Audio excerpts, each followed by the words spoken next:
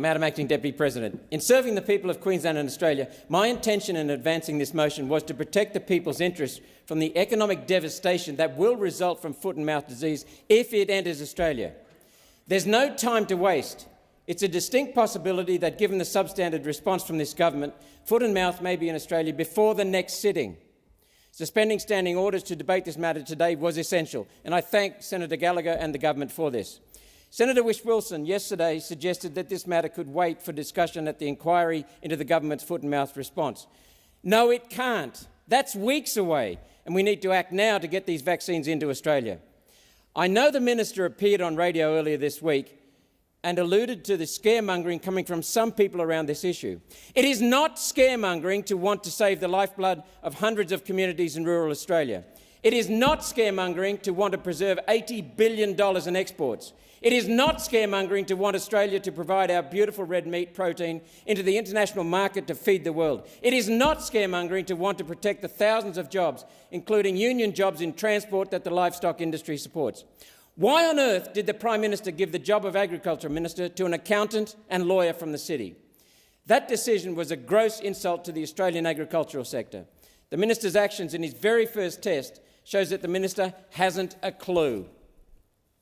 The Minister misleads and uses false slurs to cover up his own deficiencies and to divert attention from his deficiencies. The Minister misled the Senate and the public when he answered my question on bringing vaccines to Australia, just in case. The Minister replied with the answer, quote, "This would cause Australia to be considered as having foot and mouth disease." Rubbish. Having the vaccines here is not considered having foot and mouth. Using them does, and clearly these would not be used unless we had an actual outbreak. Now, I've repeatedly called on the Minister to correct his reply, and he continues to ignore that request. Truth doesn't matter. The Minister misled the Senate when saying vaccine production had to wait until we knew the strain that arrived in Australia. That specious reply ignores the likelihood that the strain we could have in Australia is going to be the same strain present now in barley. If we're making vaccines for barley, make some more for us and store those vaccines in Australia ready for any outbreak that comes here from barley. Minister Watt's answer ignores the simple question: if we need to know the strain before making a vaccine, what are the million doses of foot and mouth vaccine Australia is storing in the UK right now that he told us about? The Minister called into question my support for vaccines yesterday in another diversion. The Minister was clearly not listening. In my question last Thursday, I did reassure the public that these vaccines are safe. The first thing I did in drafting my questions was to check that and to add the fact that it does look after people's safety. I have never spoken against vaccination.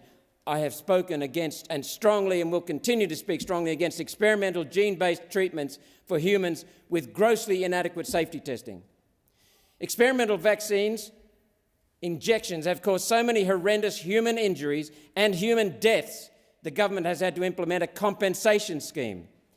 In contrast, the foot and mouth disease vaccine is not an mRNA gene-based vaccine. It is a normal vaccine, a real vaccine. According to New Zealand health authorities, it's safe to consume meat and milk from a vaccinated animal. So once again, for clarity, before the Minister misrepresents me again, I'm suggesting we get these 1 million doses of vaccine that we already own and any others we need to produce for this strain stored here in Australia, ready to vaccinate 48 hours after a foot and mouth outbreak occurs, should one occur. After taking this precaution, we'll meet the procedure in the Minister's own manual.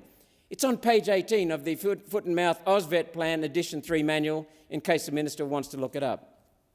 I asked the Minister to explain why these vaccines are being stored in the UK rather than Australia. The Minister has failed to explain this very strange decision, despite repeated requests. In the event of an outbreak, it will take 7 days to get the vaccine from here from the UK.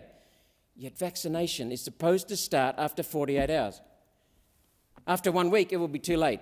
The livestock industry will be done for. He said he had tabled a response. He did, but it was scant and did not answer my basic questions. Was he really badly advised, or did he lie? We need the truth. People need the truth. There are 2 issues now, thanks to Senator Watt: foot and mouth and trust and truth because of what he has done and not done, and what he has said and not said. The minister's briefing on foot and mouth last Tuesday appears to have made a factual error.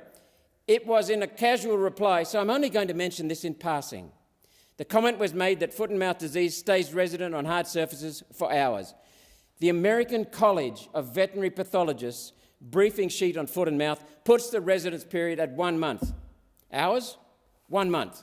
Hell of a difference. Huge difference. If it's indeed 1 month, then the protocols we're following for foot and mouth need to be much stronger, more like the disinfectant protocols the government rushed to implement for COVID. Some of these issues can be covered during the Senate inquiry. Vaccines, though, cannot wait. We must have them here, now. We must have stronger airport screening, now.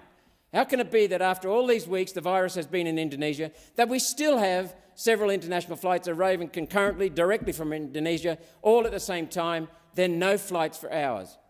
If you do not have the staff to check every passenger from infected areas, Minister, here's an idea. Work with the airlines, to stagger their arrivals so we can screen every single person. I have no confidence that this minister, in being in charge of the department, is working from a set of protocols that are designed to stop foot and mouth. Rather, these protocols seem to be about looking like government tried to stop foot and mouth. Perhaps this has something to do with the left's policy to reduce livestock to save on carbon dioxide production. 43% reduction in carbon dioxide output over 2005 levels by 2030 must include substantial reductions from agriculture. I'll speak to this absolute nonsense, this garbage, on many occasions in the years ahead. For today, let me say that cows are not climate vandals. Graziers are wonderful custodians of the land, as Senator Price just pointed out. The government is not a wonderful custodian of the land. I'm aware there is work that suggests foot and mouth will not spread amongst feral pigs and other feral animals that can get foot and mouth because of the sparse population. What utter rubbish.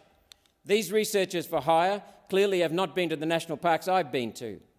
Nobody in the government seems to care that infestations of pests in national parks encroach on farmland, putting hard-working farmers under enormous strain when all they want to do is grow food and fibre to feed and clothe the world.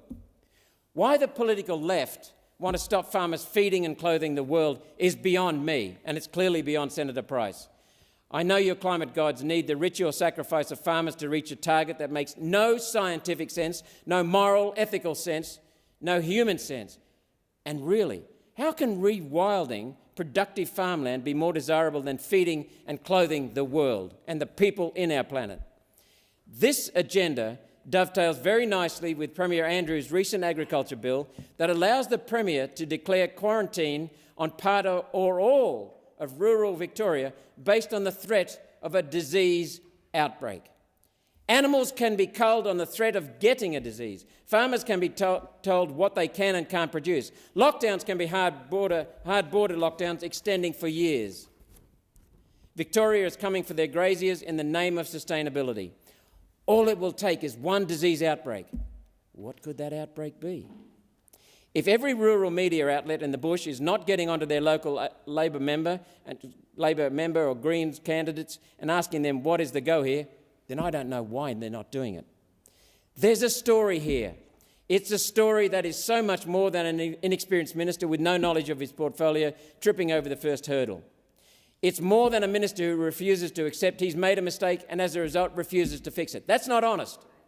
It's more than Australian farmers being thrown under the sustainability bus by wealthy city dwellers anxious to make others pay for their climate religion. It is about the very future of our Australian agricultural sector, and that's terrifying. Minister Watt made this an issue by misleading the Senate. Quoting others about foot and mouth disease does not change a thing in what's happening with the government, continually derailing the discussion, diverting the discussion onto what other people are doing or not doing, does not answer questions. It shows the man lacks accountability and responsibility. And I will continue to do my job for the people. I've been elected by the people, not the people that Senator Watt quoted. Madam Acting Deputy President, it's easier to get a human being vaccinated in this country than to get a cow vaccinated. We have one flag above this parliament, we are one community and we are one nation. And Labor and its policy on foot and mouth disease is a clear and present danger to agriculture.